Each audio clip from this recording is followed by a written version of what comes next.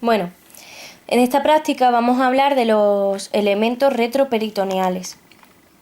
Pero antes de empezar, pues os voy a recordar algunas cosillas que ya conocéis de Anatomía 1, pero que son importantes para relacionar algunos elementos de esta práctica.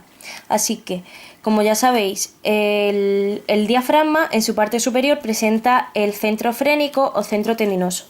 En este centro frénico tendinoso nosotros vamos a encontrar unos orificios a través de los cuales pues, elementos vasculares y nerviosos pueden atravesar el diafragma para dirigirse hacia la región abdominopelviana.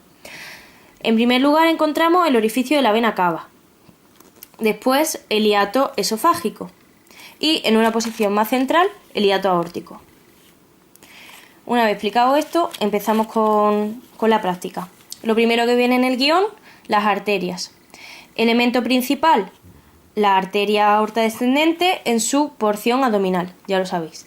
Las primeras ramas que da esta arteria aorta abdominal son las arterias diafragmáticas o frénicas inferiores, que se dirigen a irrigar al diafragma, como su propio nombre indica.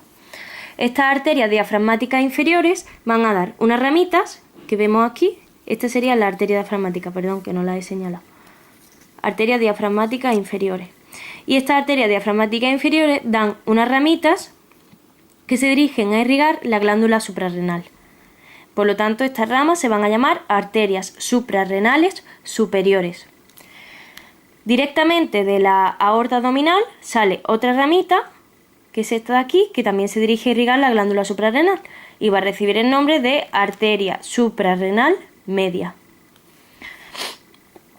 Ahora vamos a hablar de unas ramas metaméricas de la arteria aorta, que ya conocéis y en el guión no vienen, pero a mí me las dijo Aníbal en la práctica, así que os las recuerdo por si acaso.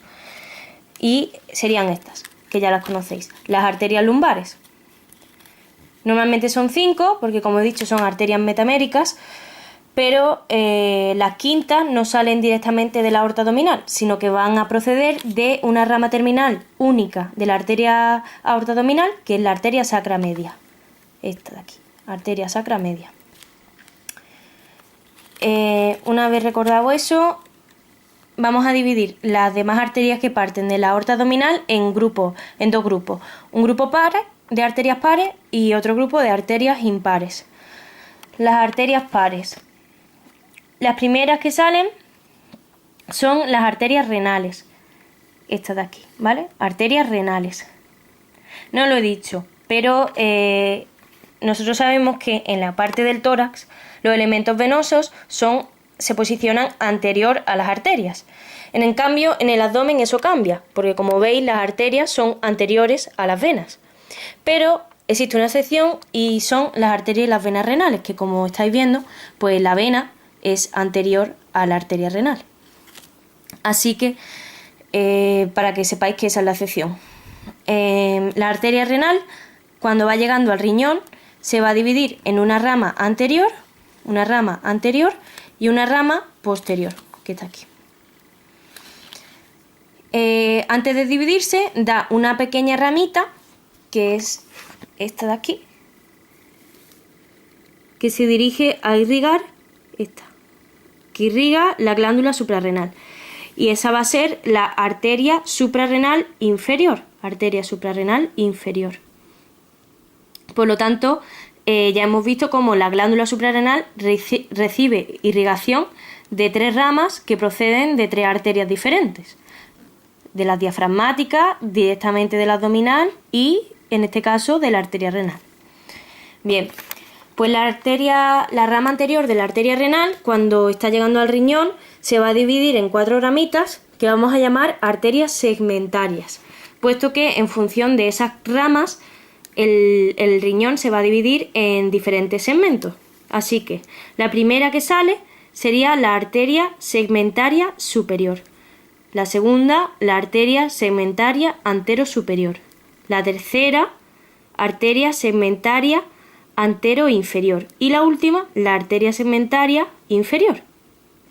Por otro lado, la rama posterior de la arteria renal vemos que es única y va a irrigar a un único segmento que después nombraré, y entonces se puede llamar también arteria segmentaria posterior. o rama posterior de la arteria renal. Las segundas arterias pares que parten de la aorta abdominal serían estas que vemos que están descendiendo por aquí. Estas. O esta en el lado izquierdo. Y esas son las arterias testiculares o espermáticas o arterias ováricas. Dependiendo del sexo del individuo, pues recibirá un nombre u otro. Y saber por curiosidad que las arterias testiculares tienen una longitud mayor a las ováricas por el hecho de que las gónadas masculinas están en una posición más inferior que las gónadas femeninas. Ahora vamos a pasar al grupo de las arterias impares que salen del recorrido de la aorta abdominal. La primera, nada más salir por el hiato aórtico, tenemos este orificio de aquí, que está cortado, y es el tronco celíaco o trípode celíaco. Recibe ese nombre, trípode celíaco, porque esta arteria va a dar 3 ramas.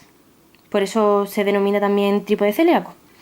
Después, más inferior, la arteria mesentérica superior, que acabalga a la vena renal, que después explicaré. Entonces, esta posición de la arteria mesentérica superior sobre la vena renal, pues si esa arteria funciona como pinza, es lo que se llama la pinza de Rokitansky. Y si actúa como pinza, pues disminuye el calibre de la vena renal y daría problemas a nivel renal y a otros niveles que ya veremos más adelante. Y más inferior, esta que sale aquí más larguita, que sería la arteria mesentérica inferior. Y bueno, otra arteria impar, o sea, única, pues sería la arteria sacra media, que ya la he nombrado antes, pero bueno, la vuelvo a señalar. Arteria sacra media. Esta.